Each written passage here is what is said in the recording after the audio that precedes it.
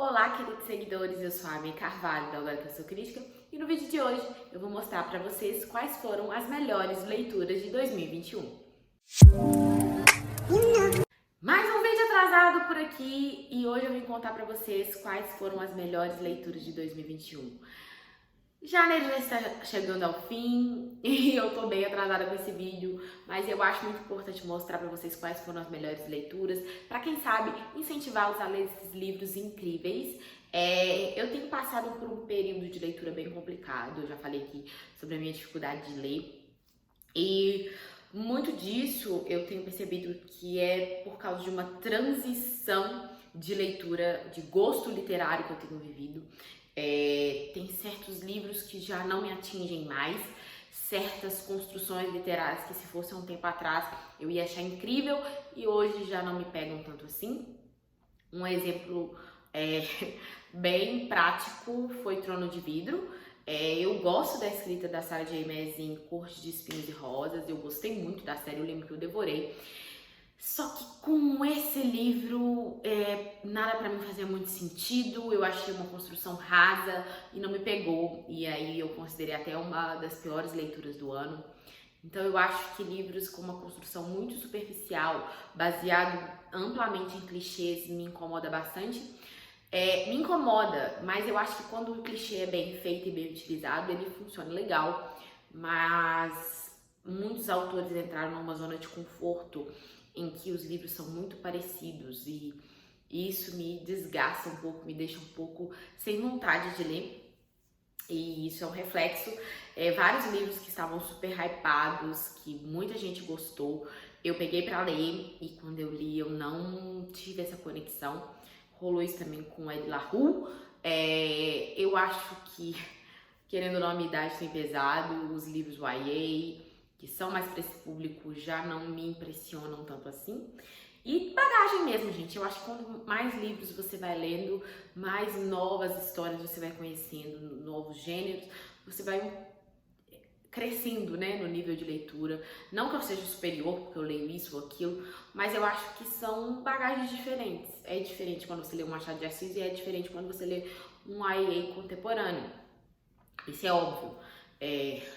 É impossível você dizer que o Machado de Assis não é relevante. Ele é relevante. O cara é considerado um dos maiores autores brasileiros da história e o livro dele é tão relevante que até hoje as pessoas discutem se Capitu traiu ou não traiu o Bentinho.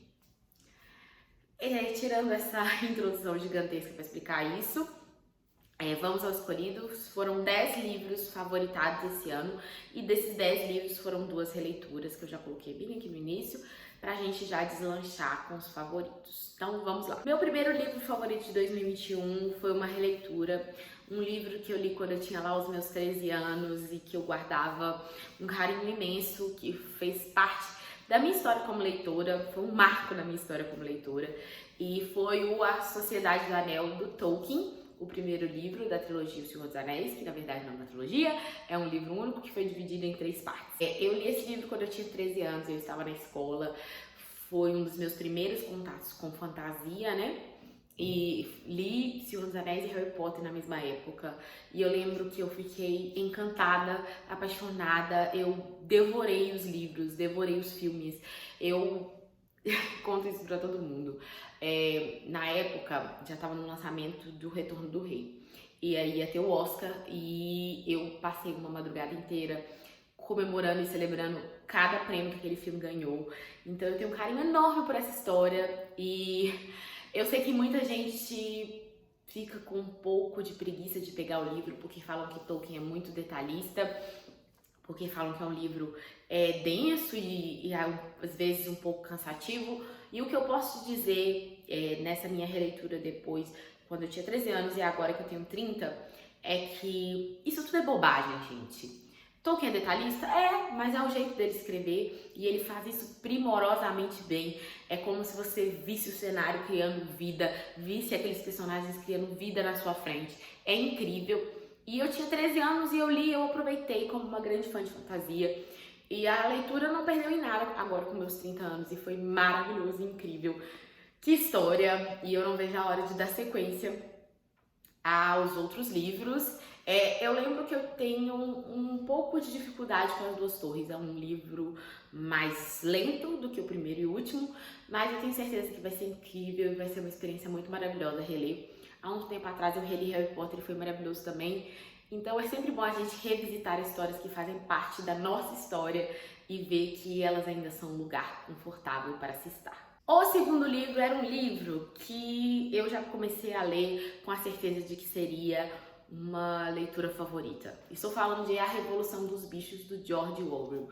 Gente, esse livro é uma fábula em que nós vamos ter a Revolução Socialista e só que é uma revolução contada através dos bichos. Na verdade, a gente vê bichos de uma fazenda se revoltando contra o dono daquela fazenda e fazendo a sua revolução e criando um novo habitat ali e tudo que vem com essa revolução, como às vezes as pessoas se perdem nos seus ideais mesmo.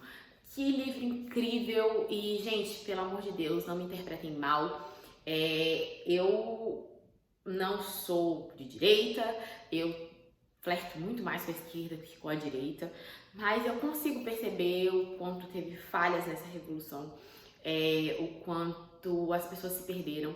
E no final do livro tem uma frase que eu vou até ler pra vocês, que pra mim me marcou muito, que é a seguinte. Espera só um minutinho. As criaturas de fora olhavam de um porco para um homem, de um homem para um porco, e de um porco para um homem outra vez. Mas já era impossível distinguir quem era homem e quem era porco. É muito sobre isso, é sobre... Às vezes as pessoas se perdem ali naquela luta contra alguma coisa e acabam se tornando aquela coisa que elas tanto combatem. E que livro incrível, maravilhoso, assim, ele é curtinho, facinho de ler, uma delícia, mas se você termina vai passar vários e vários dias pensando nessa história. O terceiro livro também foi uma releitura de um livro que eu tinha uma memória também muito afetiva. Estou falando de Feliz Ano Velho, do Marcelo Rubens Paiva. Eu li esse livro também quando eu estava na escola, eu tinha os meus 17 anos e eu lembro que eu fiquei fascinada pela história do Marcelo. Esse livro não é um livro de ficção, é a história real do Marcelo. O Marcelo sofreu um acidente e ficou tetraplégico. E você vai acompanhar desde esse acidente e toda a recuperação que ele passa, o quanto mudou a vida dele. O Marcelo é um menino jovem de 19 anos, sem nada na cabeça, mas é muito incrível.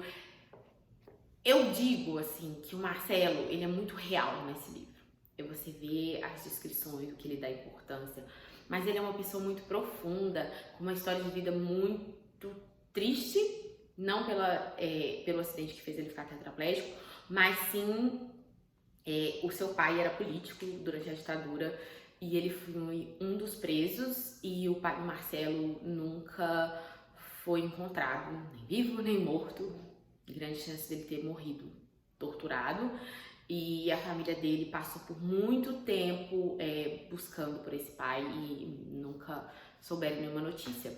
Então, ele fala sobre isso tudo, ele vai falar sobre ser jovem, sobre amores, sobre paixões, ele fala sobre coisas incríveis e assim, que livro maravilhoso. Eu queria que mais pessoas lessem a história do Marcelo e dessem valor à vida, dessem valor às pequenas coisas, porque é isso que eu sinto quando eu leio essa história. O livro é um livrinho da Dark Side Book, que é o Mal Nosso de Cada Dia, do Donald Ray Pollock. Esse livro é maravilhoso, meu Deus, que thriller gostoso, delicioso, prazeroso de ler.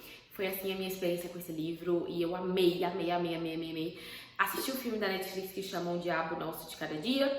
É um bom filme, sim, mas não chega aos pés desse livro. Esse livro vai contar a história de várias pessoas que têm dentro de si a maldade humana, que é muito mais aterrorizante do que a maldade sobrenatural. Então, leiam muito esse livro, assistam o filme. O Robert Pattinson e o Tom Holland estão perfeitos, incríveis, e mesmo não tendo favoritado o filme, eu favoritei o livro. O próximo livro foi um livro que me ajudou a sair de uma ressaca literária. Estou falando de O Clube do Livro dos Homens, o primeiro livro dessa série, da Lyssa Kay Adams.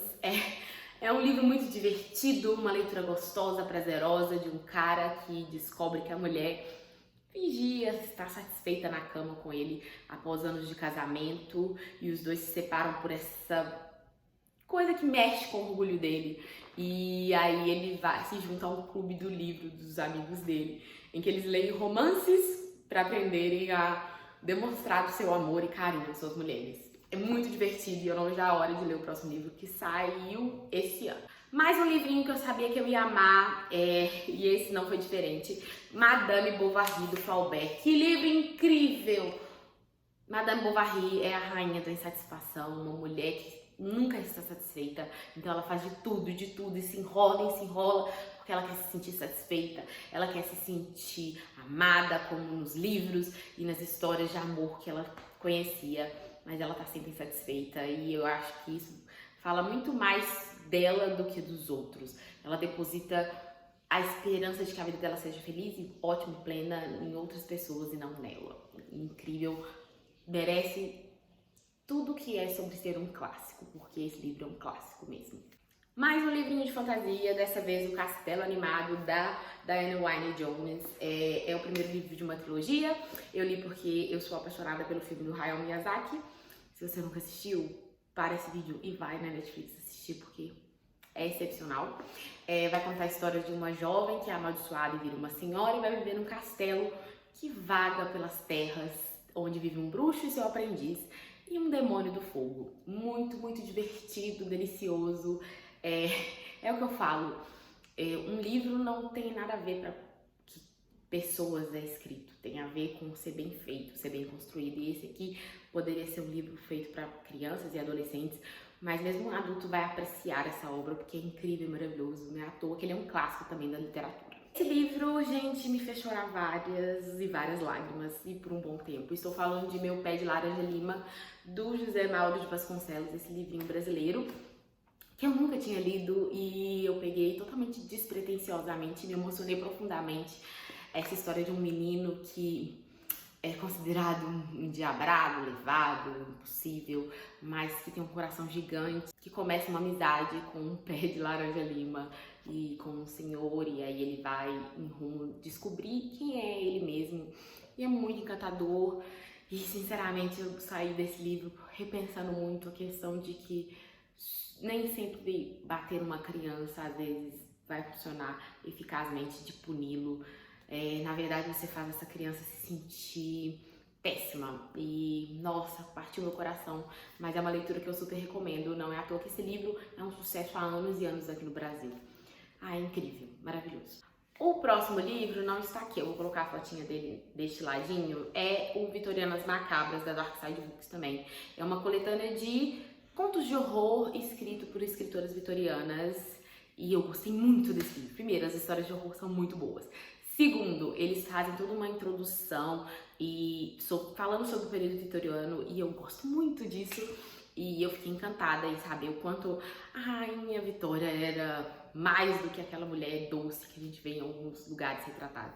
Ela tinha um lado meio mórbido e achei incrível, maravilhoso. Esse livro eu super recomendo.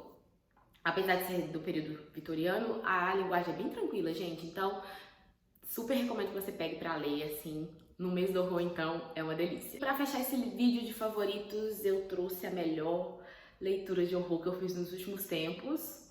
E olha que o último livro de horror que eu falei isso foi O Exorcista, que é um dos meus livros favoritos da vida.